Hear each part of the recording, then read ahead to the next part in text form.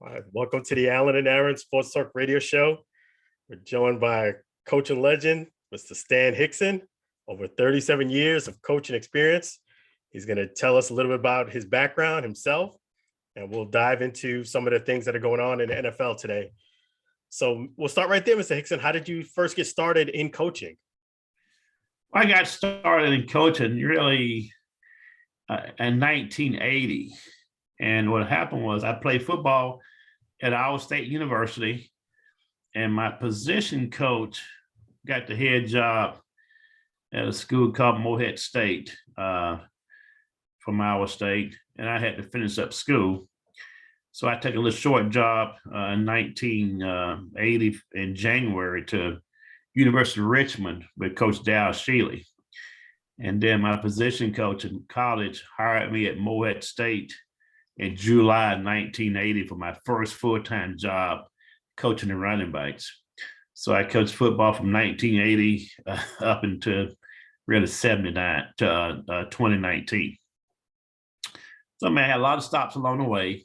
Football is a job that I really love. And by trade, I'm a teacher, born and raised in a place called Lakeland, Florida. Then I married my college sweetheart in 1979. And in August, I had to finish school.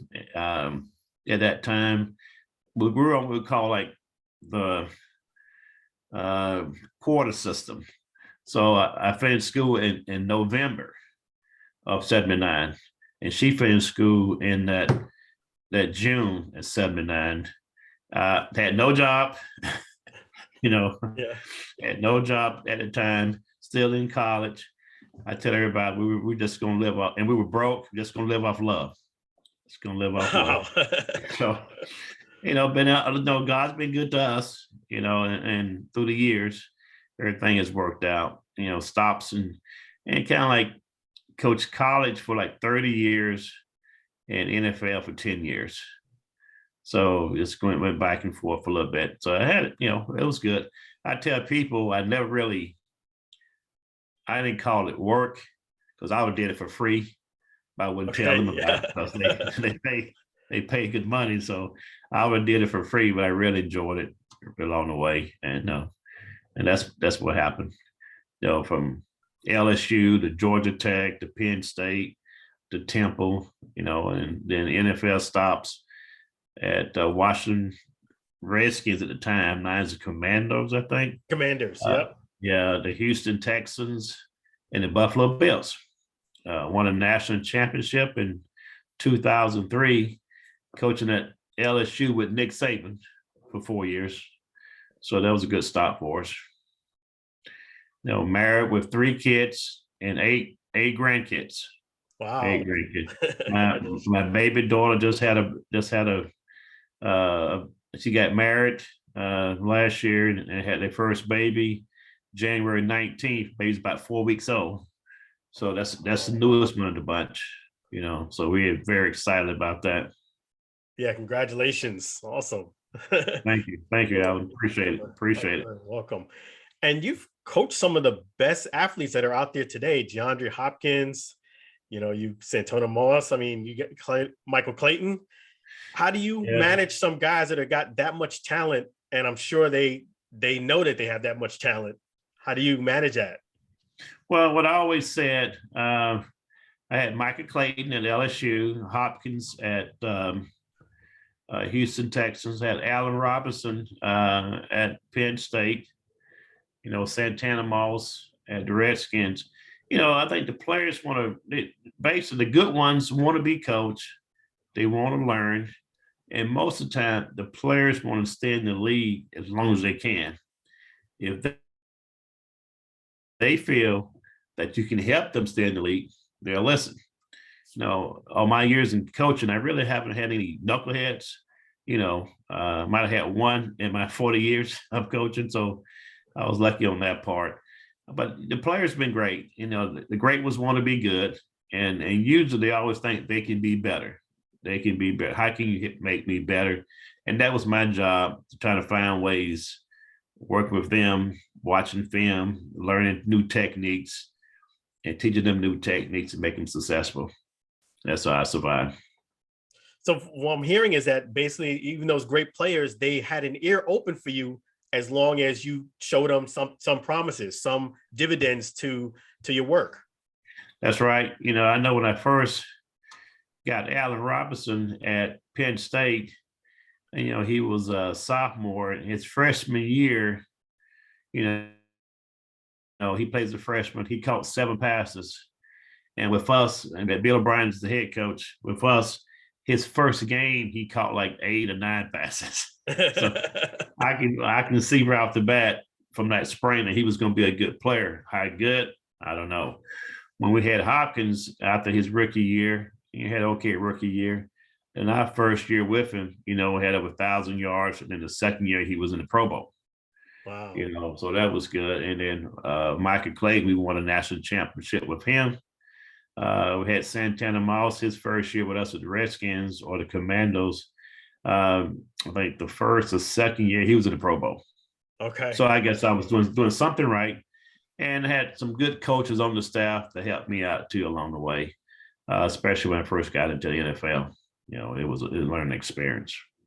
Oh, that's awesome. And coaching some of those great players, what is something that you may have learned from them about yourself or about coaching or in being in the NFL? Well, in the NFL, what I learned is that, football is football. Mm-hmm. When you're coaching a veteran player, he's a veteran for a reason. So when I say that is that, he ain't going to change too much. He might tweak something here, tweak something there, but he knows what has gotten him there. He's going to keep doing that, but he'll listen to some more techniques that can make him better. But it's usually not going to change too much, the veteran players, because they want to keep doing what they're doing, because it's been good to them. And then some of them change a little bit, but not much. Then I learned too that the pro players in the NFL, those guys are smart. Okay. They smart about football. Now, they might have had low grades in college or something, but they know they football. And then because really in our film session, I'm teaching them to play and the rules of the game. And so we keep watching film. Receivers, they usually know where the quarterback should be throwing the ball based on the read. So, Coach White, the ball should be going to him. The ball should be going here. And I'm open. They know what should happen. Right. Because they know the scheme. They know, and we taught them the defense. But obviously the quarterback makes a decision who gets the ball. More times than not, they make pretty good decisions. Every once in a while, like anyone else, the ball should have went to A player, but he threw it to B for whatever reasons. But I know that the guys are smart though, and they want to keep learning football. Oh, that's awesome. So they know football in and out. They may not have academics that high in some cases, but they know they're football. Because that's their livelihood. And that's their livelihood. They know to stay up at this level, I need to know what I'm doing. Yeah. And then and really, they don't make too many mistakes because they know if they make a lot of mistakes, practice or games, they're gonna be gone. Yes. Because we always have a saying that I learned from a coordinator named Al Saunders, for the receivers. I always tell them, be where you're supposed to be, when you're supposed to be there, and don't fool the quarterback. Okay. Don't fool the quarterback. Because if you fool the quarterback and he throws interceptions, hey, he's gonna forget about you for a while. Okay. He gotta have confidence in you to do what you're supposed to do. Yeah, that's a great point. And as a wide receiver coach, what have you learned as far as that can help a wide receiver that's coming up and saying maybe to manage their emotion, or let's say to get frustrated and the ball's not coming to them on a few plays, they're running a bunch of routes and they're like, oh man, this guy's not throwing to me. What is your best advice to that wide receiver at that point? Well, I always, tell them is that play the next play, because what happens sometimes as a receiver, you don't know, or we don't know the pressure that he's under, and he can't wait that long for the route to develop. Right. Okay, but we just see like I'm open. Okay, but he's running for his life back there. Or just tell him to just watch the film and see what happens. Because and always just play the next play, and always try to play with speed, play with quickness, because you need to threaten the defense, the defender, and usually you get open, he should throw you the ball, but it's based on the play too. What's the concept on the play? Now, some plays you might be the second, third, or fourth option, and some plays you the first option. If I'm the first or second option, and I'm not getting the ball, and I'm open, we got a problem. Okay. Let's see what's the problem. Okay, but don't try to show up the quarterback. You hate when you see a guy on the field doing a game got like hands like this right here, like yeah, where's the ball at? Yeah, and where's the ball? You see that with some great receivers. They want the ball. They want to be fed. Yeah, but then you don't want to do that. You don't want to do that. You don't want to do that, because you're making it bad for yourself, and you're showing how selfish you are. Okay, as a player, you don't want to be selfish. You want to be a good teammate. I learned that working with Bill O'Brien. Always want to be a good teammate, and things gonna happen for the better. If we all do our job, we win, and everybody gets credit. You just don't want to get credit for yourself. Yeah, that's great advice, because I that's one of the attributes of some of the wide receivers that you'll have is they'll get the perception of being kind of selfish in a way. If they don't get the ball, they'll get upset. They'll let everybody know they're upset, and then things kind of go downhill. Right. So if you're upset, I mean, you can't think clearly in the game. So therefore, you're going to miss some assignments, and you're not going to be where you're supposed to be. Yeah. It's play the game. One thing, I had a player with Santana Moss. Okay. I thought was a really great player when I had him. He was doing his prime. He didn't care how many balls he caught, as long as we won the game. If he caught 2 balls and we lost, that's a problem. Okay. Caught 2 balls and we won, I'm okay, coach. We won. Yeah. Okay. Because those guys think that they can win the game. Yeah. Just throw me the ball, we can win the game. But as long as we win, I'm okay. Right. But we losing and I ain't catching no passes. Maybe maybe I'm the problem. And I'm open, we got a problem. So, but they would say, Coach, what's going on back there? Because they can't see the pressure on the quarterback. They can't see the pass rush. What happened? And that was my play. And what happened? But then in the NFL, you come to the sideline. You got a tablet that you can see the play that you just ran. What happened with the game? So we always go to the bench and look at the tablet and see what's going on. Yeah, it's definitely sounds to me like you have a very extensive, background with coaching. Have you ever thought about coaching as a head coach? Well, when I was younger, I had a head coach interview. Okay. And then what happened too is that in 2003, we won national champs at LSU. And I was thinking about, applying for some head jobs. And then I got the opportunity to go to the Washington Redskins. Okay. So, was not the Commanders, I guess is the name. So that kind of got that. So I was a rookie coach. So now I'm trying to coach in the NFL. And my goal was always to be an NFL coach. Okay. And I was coaching for like 10, 12 years. And I decided then I want to be an NFL coach. I did 2 internships at the NFL, Pittsburgh Steelers, and also the San Francisco 49ers, So then once the opportunity came to get into the NFL, that's what I went for. And then I was just trying to be out in the pros. I was just trying to be the best wide receiver coach I can be. Okay. And then, hopefully you keep winning, you might become a coordinator, that type of thing. And, that was my path at the time. So I guess what happened that, kind of took you off that goal? Because you remind me like a Lovie Smith yourself, the way you're coming across. Yeah, I tell you, I had 6 years with the Redskins. Mm-hmm. Yep. And then 2 years at Buffalo. Okay. Then I went to college for 2 years. Then the Houston Texans for 2 more years. And then I finished up at Temple. Once you reach a certain age, mm-hmm. They trying to, find a head coach in that 38 to 45 age group. Okay.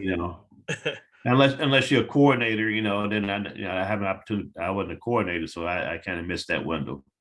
Okay. And then in the NFL, one of the things that's really a big topic nowadays is coaching diversity. Right now there's a lawsuit with Brian Flores. Have you personally yourself ever felt discriminated being a Black coach in the NFL? No, I haven't myself in the NFL because they can always say that because I wasn't a coordinator, mm-hmm. So I hadn't reached that level yet to be a coordinator. And use those coordinators positions, get a chance to be interview for head jobs. Right. Yep. Now, I did have, when I was coaching the NFL, some teams wanted to talk to me about another job on their team for the same position.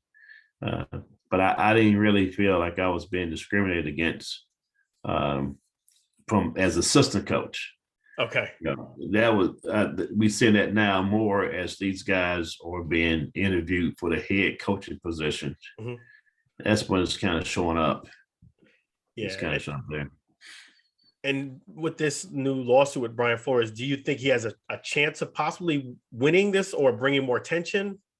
I think for sure, Alan, that I don't know if he can win it because it's hard to prove.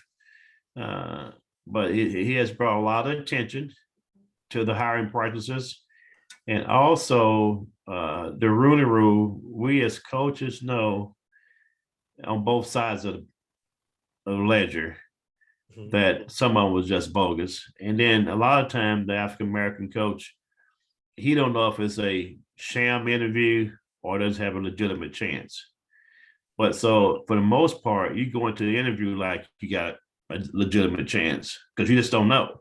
Right. And maybe not this year, but maybe the job might come open again. And so you meet the people, might bring you back in as a legitimate candidate. But some of the interviews, they feel that I hear about it says not real legitimate. Yeah. And that's hard though. It's really hard. And I think that too, the owners have the power, it's their team and they gonna hire who they want to hire. But also I think the general managers made the decision to bring the name to the owner. And the owner say, okay, are you sure? Or the owner makes the decision. So I think it's tough. I think Flores, I think he did the right thing and I'm glad he did it. I think it's really going to hurt his career. Who knows how far it goes, but I think it's going to be tough on him. Yeah, I would have to agree with you on that. When you bring a lawsuit, being I'm from corporate America and I've been in corporate for many years, that usually you'll help somebody else in most cases, but yourself is going to get hurt in the process. Your career, that is. Right. And obviously show that he's a pretty good coach because of his record at Miami. Mm-hmm. As a head coach. And then when the guy wins 8 out of 9 games, as a coach, to me, that tells me something is going on behind the scenes for him to get let go, because it's hard to win a game in the NFL. It's hard to win. And then when you win 8 out of 9 and have a winning season and still get fired, it's something going on behind the scenes. And on the people that's involved know the real story. Yeah, and definitely you're right about that. And what do you think the NFL can do to maybe help the diversity in the coaching dynamics? Well, I think once NFL just stop hiring people because they look like them. Okay. Just give people a chance, a legitimate chance. It's like I was reading an article by Tony Dungy. He wrote an open letter to the NFL owners. You remember there was a while back when they said that the black quarterback couldn't be a quarterback in the NFL. Yeah. So we fought that barrier, and now they see that's not the case. Yeah. Talent-wise, it is what it is. But then now we find the barrier with the head coach, but then the head coach can be a really good coordinator and do a great job like his counterpart, but his counterpart gets the chance to do it and he don't. The other guy don't get a chance to do it. Yeah. It's just like, like they try to, it appears at times that they're trying to find a reason not to hire the guy, the person of color, as opposed to the other guy, they're trying to find a way to hire. Why we should hire. So it's tough, and each case is different. I mean, you see people like Leslie Frazier and Jim Caldwell and Brian Leftwich. It's tough, man. It's tough. No, you're absolutely right, and some people, from the other side of the fence, not brown or black people, but white people, they don't see a problem. Do you think sometimes they need to open up their eyes and say, hey, there's a problem? Well, it's just like getting deep in it. When George Floyd died, got killed, was murdered, and then the white people that are really not prejudiced, they just couldn't believe things that the black person go through. I didn't know that. I didn't know you guys felt that way. It's just like, hello, it's what we fight every day. I mean, just want an equal opportunity. Don't want no special privilege. Just now, as a young kid, I guess I was 13 years old, and that's when I first faced racial discrimination as a middle league football player, and it was devastating. At 13 years old, something happened that I didn't get a certain award because of the color of my skin. Wow. And you knew that was specifically, there was no other reason. No other reason, and they thought, well, Stan will be back next year. Maybe he can win it next year. But he was the best player this year, Yeah. And then I was too big to play the league next year, so I just missed out. I just had to move on. Right. Yeah. But it's tough, it's tough. Yeah, it is tough. One of the things that you never want to be kind of hurt against is something that you have no control over, and that's the color of your skin, and it's unfortunate. That's why, I think if the owners and the general managers can just give a fair chance, fair opportunities, I want. Don't want a gimme, or just give me a fair chance. And then what happened too is that there are some cases where certain people, a person of color, have gotten a job and had a bad first year, and they fired a guy after 1 year. Yeah. And then his counterpart have a bad record, and we gonna stick with this other guy a little bit longer. Yeah. It's like it's tough, man. Yeah, it's tough. David Culley, and we talking about after 1 year, and Steve Wilkes at Arizona, and the guy at Cincinnati, he has 2 bad years, and then now he's in Super Bowl. Right. You know, just the owner, just give it. Just be patient. Yeah. You deserve more than 1 year. Yeah. And your experience, how many years do you think it takes for a coach to really kind of flap their wings and get things going in the right direction? Man, it usually take 2 or 3 years. Okay. Some guys you hopefully break even the first year. Mhm. But it takes 2 or 3 years to get your program integrated. In the organization, because a lot of moving parts that first year, especially if you're a first-time head coach. Man, the first year go by so fast, and then if you ain't winning, it's yeah, it's tough. And they hired you for a reason. Most of the time, because the program's in a bad situation, it gonna take more than 1 year to make it right. Yeah. Very seldom you go into a situation where the program is doing good and the guy just left. You know, Right. but most time because the guy before you was doing something bad. It take more than 1 year to get it done. Absolutely. Because there's every once in a while a first year guy have a great year, but that's not normal. Right. But the owners think that why can't we do that after 1 year? Too many problems. Too many problems. What are some of the coaches that you kind of throughout your career that you, or maybe you never worked with, that you aspire to be or really admired? Some of the coaches I admire. Yes. Okay.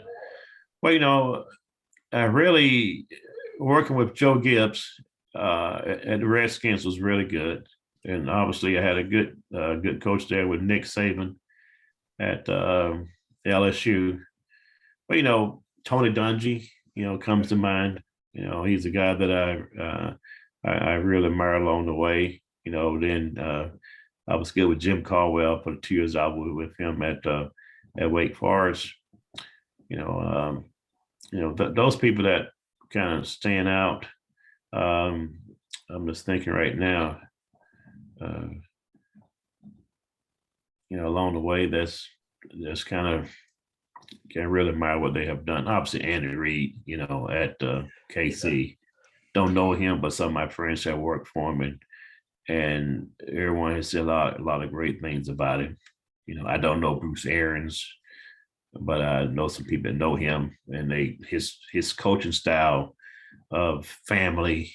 Don't stay late at the office. Go home, be with your family. I mean, college coaching from NFL coaching is really different, man. It's long hours. I think people are learning that you don't take long hours to get the job done. When in the old days, you worked 2 a.m, 12 midnight. It's tough. But those are some of the guys that kind of stick out along the way that I can say I kind of work with and really enjoy it.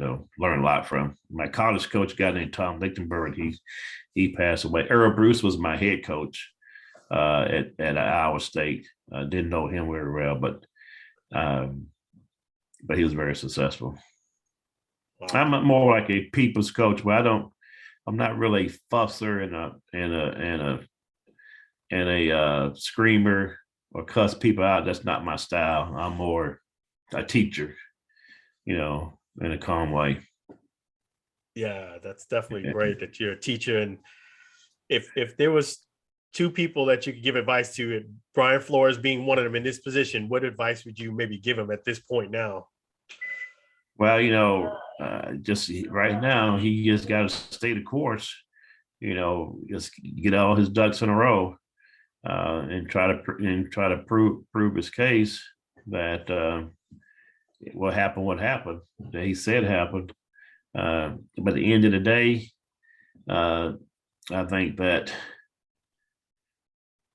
the owners see it as an attack on them, and see that they're going to put their boots in the ground and we'll show you, who's boss. That's what it appears to be. But then, I would hope that just what he said, that people are just trying to investigate and see is this true. If it ain't true, it's not true. Okay. But if it's true, let's try to make it better. Because no one's going to jail over it. Just try to make the system better. And at the end of the day, the owners wants to win, and sometimes I don't think they're hiring the best people. It's amazing. I keep going back to Jim Caldwell, that the guy had winning records, and because one guy wanted to hire a guy from New England way, and they hired a guy, and the guy is a total bust. Wow. And the program has gone down, down, down. It's tough. It's tough. And the other person that if you had a chance to speak to would be the owners. What advice would you give them going forward? And I would say just try to the candidates you are interviewing, your people. So it's kind of the owners, the general manager, and usually they have a team of people. Just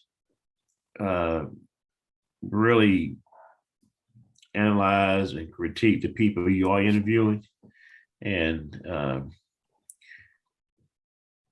don't not hire a person because of the color of his skin, and not hire a person because you're not giving him the benefit of the doubt. Okay. Don't hire a person because he don't look like you, but then it's more than one way to skin a cat. Okay. So learned that from Chuck Noll when I did my internship with the Pittsburgh Steelers.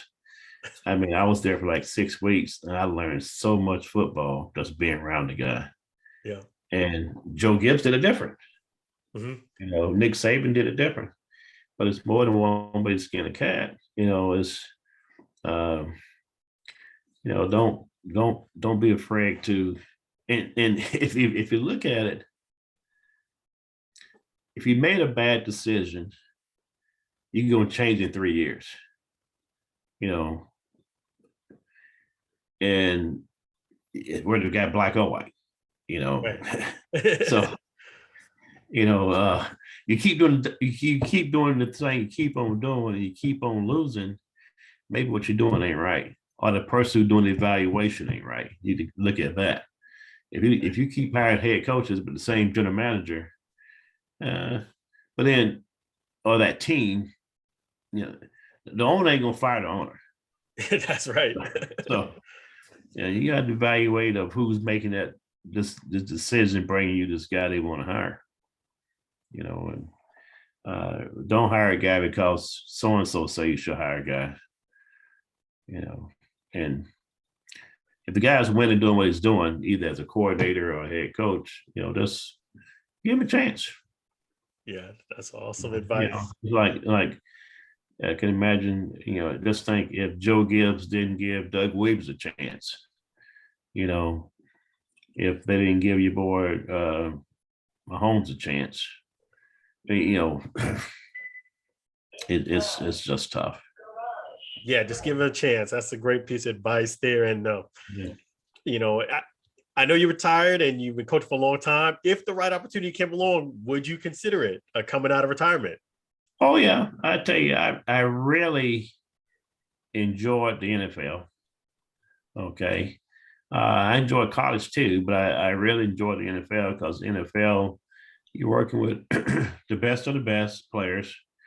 You got a good staff usually, and you had more family time, more family time in the NFL because the coaches tend to be a little bit older, obviously. But the schedule was better for me with my kids. At the time I had one daughter left at home and I had to spend 3 years with her, whereas the other two, I was always gone based on the college schedule. But the NFL schedule had more time to be with my wife and family, during the off season. The off season is the off season, and you go home at a good time. And plus, in the NFL, you're not going out recruiting, so you're home a lot more. Yeah. Now, when I was in college, I enjoyed recruiting. But in the pros, you kind of recruit during the around draft time, and you recruit with money. They ain't coming there because they like you. They come there because you're paying them X amount of dollars, and that's through the owner. Which one is harder, NFL or college? I wouldn't say either one is hard. It's just that the brand is better in the NFL, you know. But I was at some good college teams, and I enjoyed my time there too. But it's just the lifestyle was better to me in NFL. There you go. Yep. Yeah, I mean, I think Joe Gibbs made a statement my first year. I mean, in college, each game is life or death because if you lose, you might be out of the playoff. Right. Whereas in the pros, you're gonna lose some games. No, I mean, you ain't going undefeated. So I mean, each game ain't life or death because in a given Sunday you can win or lose. You know, you got 17 games now. You go 10-7 or 12-5. You're in the playoff, and once you're in the playoff, you got a chance. Yeah. You know, if you lose more than 2 games in college, you're out of the playoff.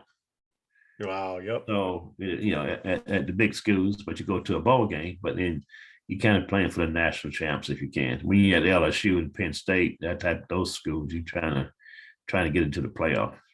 That's awesome. And then for a young player that's, you know, in high school, gonna be going to college and in the NFL, what's your best piece of advice for a young prospect player, keeping them forward and projecting? Yeah, my advice still would be academics, because at the end of the day, you want to be able to graduate. And if you're a great player, you're probably going to stay 3 years. But not everybody are great players. If you're not a great player, I say stay your 4 and graduate. But then continue to work on your craft. Don't think because you're at this school that you have made it. You know, always trying to get better. Listen to your coaches, and don't think you know more than the coach. You know, some of the players today, college, they think they know more than the coach, and usually they're gonna get stumbled. They're gonna be humble along the way, but just try to just be respectful, keep learning, stay in the books, academically, and continue to work on your craft.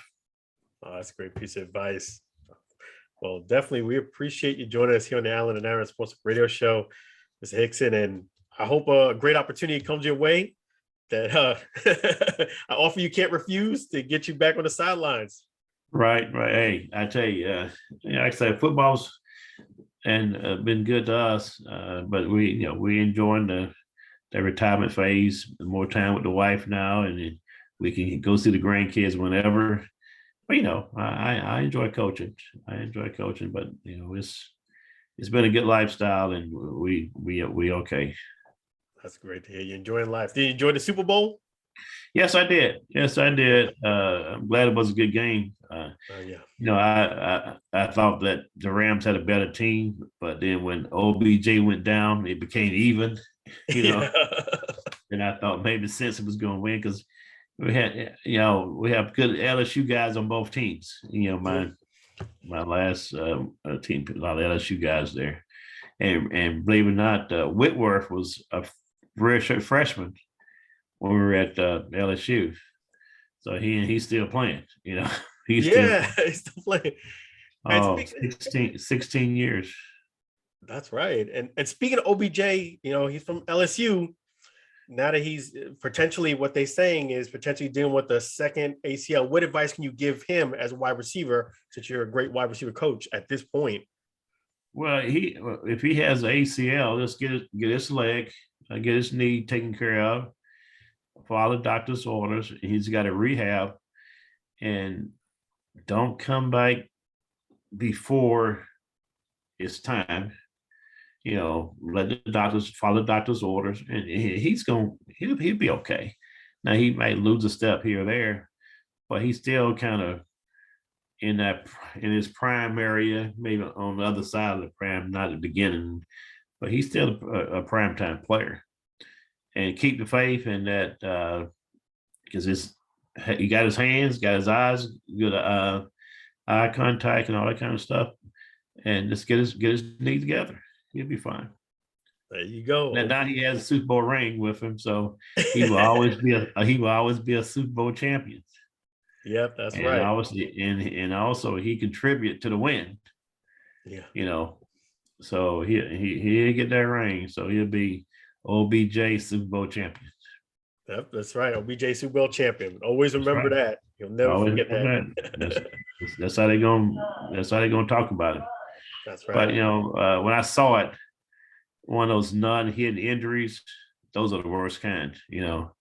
When it's non-hitting, and how his knee buckled a little bit. Yeah, I thought it wasn't good. Yeah, that's what they're saying. So hopefully he gets back in there quickly and, as quick as he can, like I said, taking their advice, and we wish him the best, OBJ. Yeah, and it might be a contract year for him too, so I'm not sure what's going to happen. It's too early to tell right now. Yeah, that's right. I'm glad he had some success, because the Cleveland situation was. I didn't agree what his dad did with the video. Okay. I didn't agree with that, but you can tell there was some problems. Something wasn't right. Okay. Something wasn't right, and it just wasn't right. And obviously he had some success, and now he can say, well, it wasn't me. He say it wasn't him. So he say, I can still play. Just throw me the ball. That's right. I think Sonic matured too, and he wasn't complaining about the ball. He was just trying to learn the offense. What it seemed like. Yeah. So we'll see what happens. Yeah, great things come to those who don't complain. There you go. Right. Yes, right. Just do your job, and good things will happen. That's absolutely right. And definitely we want to wish you a lot of great health, enjoyment with the family, the grandkids. Right. Wish you a great day. And thank you again, Stan Hixon, for joining us on the Allen and Aaron Sports Talk Radio Show. Really a pleasure, an honor having you. Thank you for having me too, Alan. Okay. You're very welcome. God bless Take you. care. Take care now. Thank you. Bye-bye now. All right.